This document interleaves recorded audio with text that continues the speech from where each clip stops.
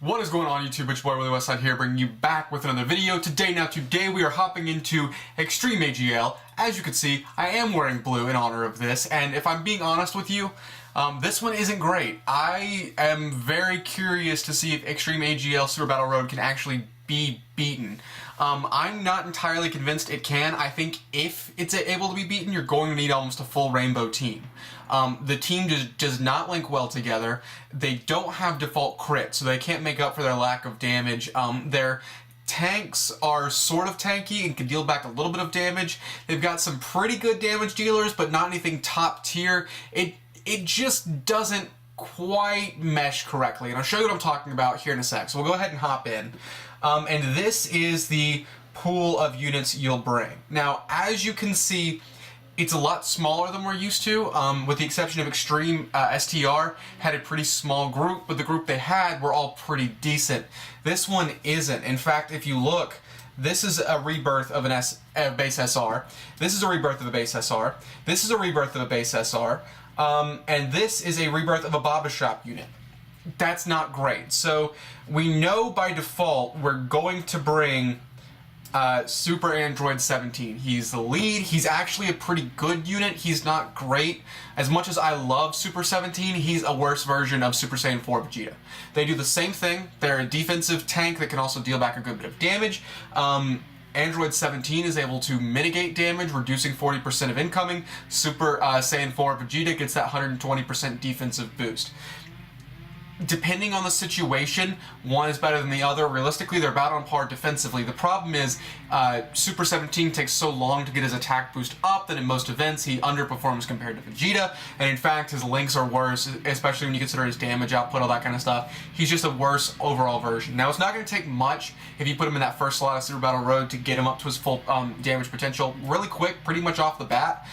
It's just not a great situation to be in when you have to rely on him as one of your damage dealers. So you've got him, and another problem this team has is the overabundance of supports. So these three are all support units. They give Ki and a little bit of attack and defense boost. He is a support unit. He's a really good one, but he's support. And she is a support unit, as well as him. So you've got 1, 2, 3, you've got 6 units which you could theoretically bring that are all supports, meaning they don't do anything except buff your other members of your team. That's not great starting off. It's great if Extreme AGL had stuff. They have 2 Dokkan exclusives right now, Super 17 and Rose, who are pretty good Dokkan exclusives. I won't say very good, but pretty good Dokkan exclusives, but when you've only got 2, it's not great. They do have 2 LRs though, and that's something to consider. You've got Majin Vegeta and you've got the androids. Now the problem here is that 1, Majin Vegeta doesn't link with anyone on this team very well, and 2, the androids are probably the most outdated form of LR. Now, there is a campaign to get them to rainbow on JP. It's pretty easy to actually rainbow them compared to the others, in my opinion. I have mine rainbowed. I don't have them in SA10 though, so that's a problem, but I wouldn't say they're the best LR in the game. In fact, I think they're probably the worst of the free-to-play. Maybe Piccolo has that spot, I don't know, but they're not great. They do hit moderately hard when linked up with Super 17, which is a good thing. They do have some good defensive potential just because of how high their stats are. Majin Vegeta is really good, but he doesn't link, like I said earlier, and he's a summonable LR, meaning most people aren't going to have him. So I think that if you don't have Majin Vegeta, you are probably not going to beat Super Battle Road. And Majin Vegeta also has a problem of not having his 20 Ki be the Mega Colossal. Instead, that's his AoE attack, which does a lot less damage. Now, AoE, you might be saying, oh, it's Super Battle Road, you want to hit everyone. Well, not when your modifier is Colossal, because Colossal tops out very low. It's actually lower than Supreme Damage, I believe. It is not great. While he will hit pretty hard, and his 12 Ki to 17 Ki is pretty good, he's just not perfect. This team is not perfect at all. Now, you will have Rose, and that can be good, because you're going to have to bring him. He hits hard, he's going to give everyone Ki, which is fantastic when he's on rotation, and he'll actually work pretty well with Majin Vegeta. You want him to hit 17 Ki, Rose is going to give those 3 Ki. He activates 1 of his attack links, so that's good. I think it's Super Saiyan. It's just not perfect. Now, while I'm kind of hating on them, they do have some good Wall options. Super 17 is a great tank. He can take a good bit of damage off of what he receives, and he gives a good bit of damage. This is another tank. You've got your Golden Frieza. He reduces damage by 90% when your HP is 50% or above, and if you've played Super Battle Road, you know how difficult that is to maintain, especially when he's going to be an off-rotation third slot tank, and that's just not great. This baby Janemba used to be pretty good when he first came out. That 7,500 up to both attack and defense was fantastic. The problem is, one, he's JP exclusive, two, it does not hold up like it used to, and he just debuffs defense. This Turles is a pretty good unit, actually. I don't think he's a necessity for this game mode, but I do think he does offer some good options. He does give a 70% attack boost when his key is 90 or more, which is pretty awesome. His chance to turn into a Great Ape is actually helpful because it gives you a turn without taking damage where you can dish out a little more and chip off some of those weaker units, and he has a chance to stun on a super attack, which is pretty good in this game mode, especially considering he's going to be a third rotation off hard hitter. So he's not a bad option. This Bojack gives himself, I believe, a 90% attack boost.